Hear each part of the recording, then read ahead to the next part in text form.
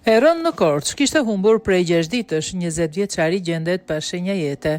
Njëri nga fshati Gjon Omati Korçës, i cili kishte humbur kontaktet prej 6 ditësh me familjarët e tij, është gjetur pa shenja jete. Viktima është 20 vjeçari Hysen Lato, i cili mësohet se është gjetur i vetë varur nga banorët e fshatit. I riu 6 ditë më parë, rreth orës 15 pasdites, ishte larguar nga banesa ku nuk kishte marrë as telefonin dhe as lek me vete.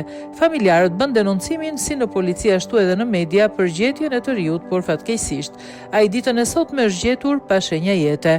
Ende nuk dihet se çfarë ka shtyrë të riun të ndërmarrë këtë akt ekstrem.